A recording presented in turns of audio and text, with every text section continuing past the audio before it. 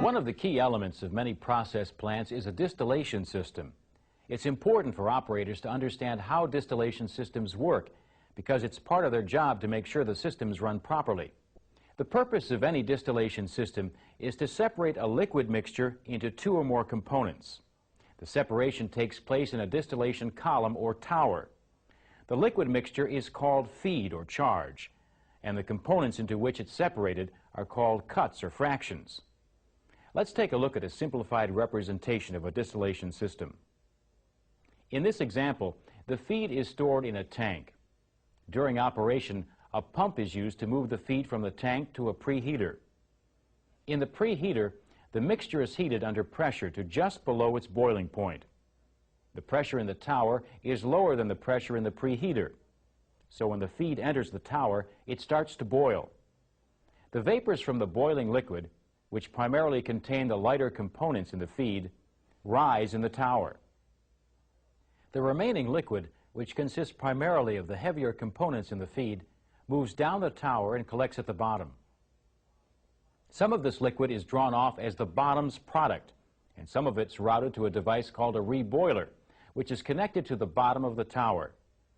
The reboiler is usually a heat exchanger that's designed to vaporize the lighter components that remain in the liquid from the bottom of the tower. Vapors from the reboiler, or in some cases a mixture of vapors and liquid, re-enter the tower. The vapors then rise up in the tower. These vapors and the heat they contain are often referred to as boil-up.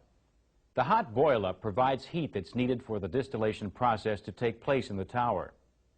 The vapors that rise up in the tower are routed to a condenser. The purpose of the condenser is to cool and condense the vapors into liquid. From the condenser, the liquid flows into a receiver or accumulator. The receiver provides a reservoir for the liquid. Part of the liquid from the receiver is pumped back into the top of the tower, and part of it is drawn off as the tower's overhead product. Well, we've just looked at one simple example of a distillation system.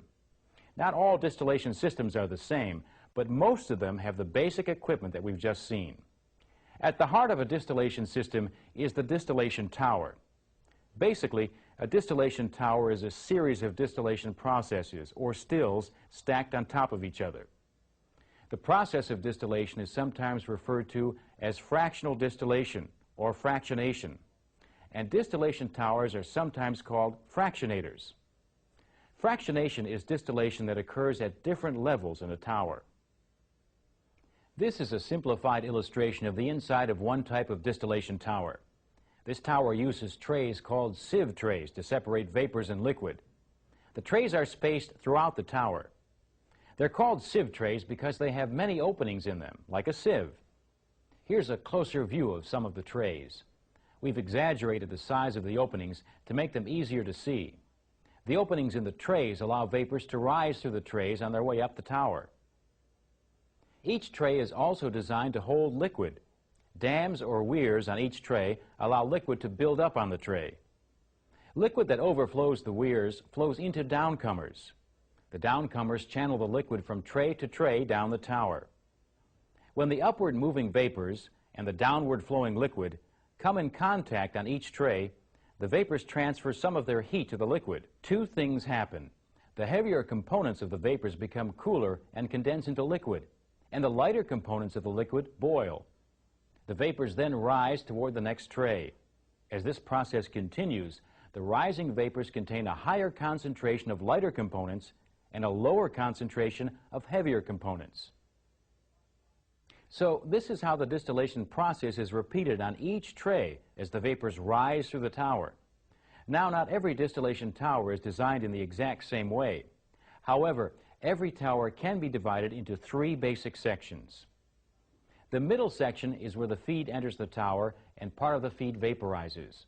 This vaporization is commonly known as flashing. So this section of the tower is often called the flash zone.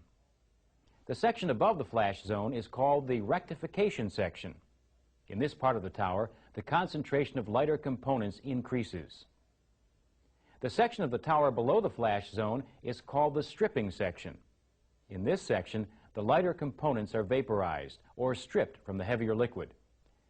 If a distillation tower worked perfectly, it would produce pure products. Unfortunately, that's not the case. The lighter products usually contain some heavier fractions, and the heavier products usually contain some lighter fractions. This is sometimes referred to as overlap. Distillation systems use several methods to help maximize the purity of the products. One of these methods is called refluxing.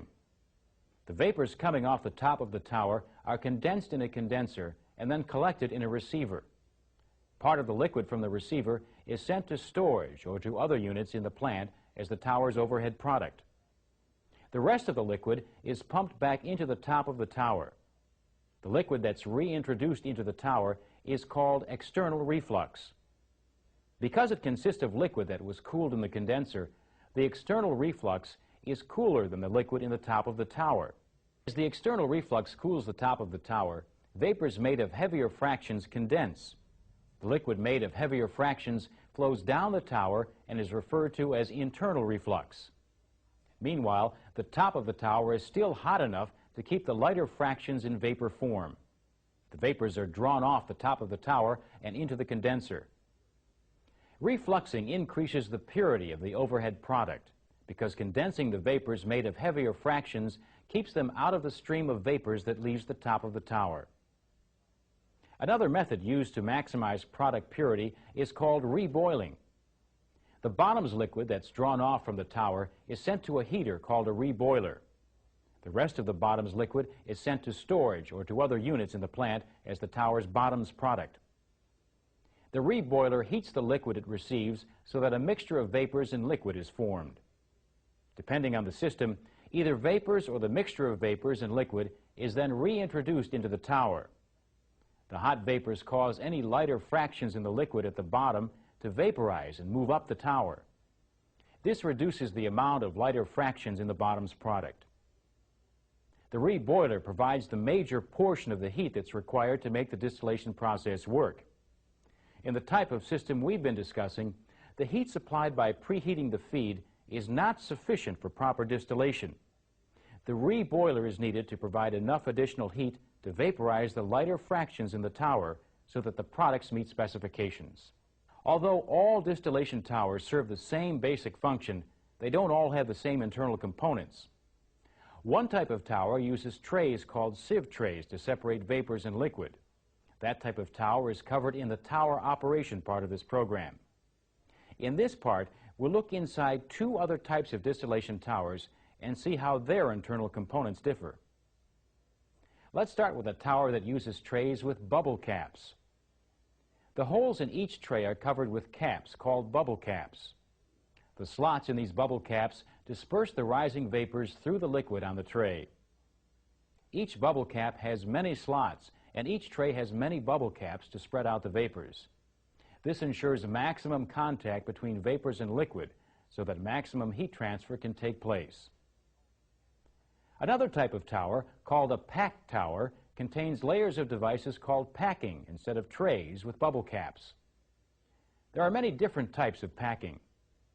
Some towers have sections that are filled with cylindrical rings like the one illustrated here. It's known as a Raschig ring. Another type of packing is known as a burl saddle. The packing breaks up the liquid so that it flows over a large amount of surface area. This exposes more of the liquid to the vapors and increases heat transfer from the vapors to the liquid. Packing can be made from many different materials, including porcelain, copper, aluminum, and iron. The main requirement is that the material must be compatible with the liquid in the tower and the conditions under which the tower is operated.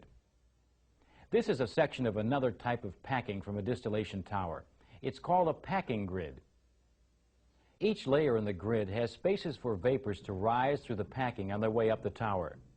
Liquid flows over these surfaces, which channel the liquid as it flows down the tower.